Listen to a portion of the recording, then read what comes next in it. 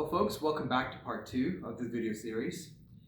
Nathan, the last time we left off, it was about how we can basically help relieve our emotional needs. And I know that a lot of people out there are so busy with their families right now, trying to keep them engaged, and it's really been a difficult time. What about those parents or people who are caretaking? What about this idea of self-care? Could you elaborate on that? Probably give us a few examples as well.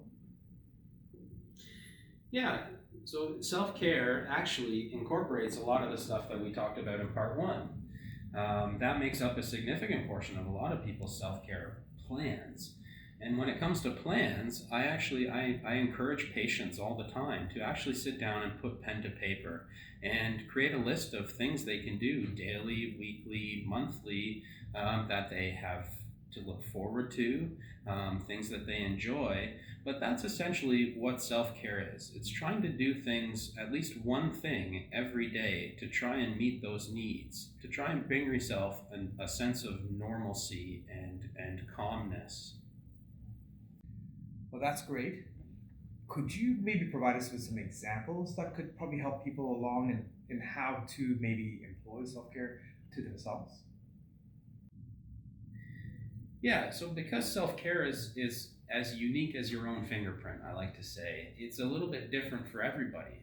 So for example, my self-care plan has a lot to do with the hour I spend before I get ready for work every morning, having a coffee and watching SportsCenter, hanging out with my dog.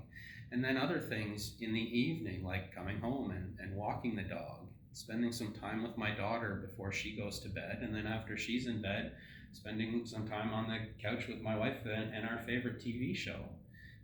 So they can be very, very simple things, but again, it's all about what works for you, what helps bring you that sense of normalcy and calmness and joy. And then when my wife goes to bed, which is typically before me, I take some additional time to myself. And that's typically when I do what I call my self-check-in. Nathan, thank you for that. There's a really interesting concept you just finished off with, and I just want to explore that a little bit more. This whole concept of a self-check-in, what does that mean? Like, what does that entail? So a self-check-in for me really has to do with thinking about my day and thinking about any unresolved thoughts, feelings, emotions, situations that I might have, and just trying to work through those things and rationalize them a bit more. Now, sometimes that looks like a meditative or a mindfulness exercise. And for me, because standard meditation doesn't typically work so well, I gravitate towards guided meditation.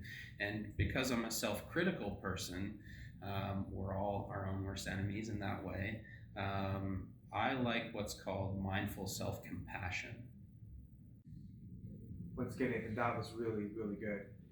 Now, you did say something very interesting again in that, and could pique my interest. And that's this whole concept of mindful self-compassion. That is a mouthful and it sounds pretty interesting.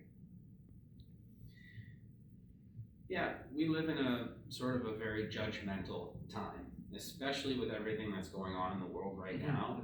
And mindful self-compassion has a lot to do with the way you think, feel, and actually communicate with yourself. Again, because I'm a very self-critical person, sometimes that self-talk slips into the danger zone of being very negative, and I'm very hard on myself. So mindful self-compassion is something that I use to improve that self-talk and make it a more positive thing. Be a little bit easier on myself, because if I'm not, who will be? Yeah, so true. Are there any resources that people can pick up on this particular aspect of Yeah, actually, it can be very simple. You can type mindful self-compassion into any web database like YouTube, and you'll find thousands of videos that range in length from 5 minutes to an hour. Pick one that works for you and start small. But anything like that is really, really helpful. There's a mindfulness focus in a lot of new apps that are coming out as well for smartphones and stuff. So I encourage everybody to check out that sort of thing as well. So Nathan, do you have any resources in mind that you like to use? Yeah, so I mean, we live in the day and age of smartphones, and that's actually become a really great way to deliver these kind of strategies to people. Some of the better apps out there are things that are focused on mindfulness, like Headspace and Mindshift and the app Calm. Those three are all excellent. There are other ones like PsychScope, and Be Safe.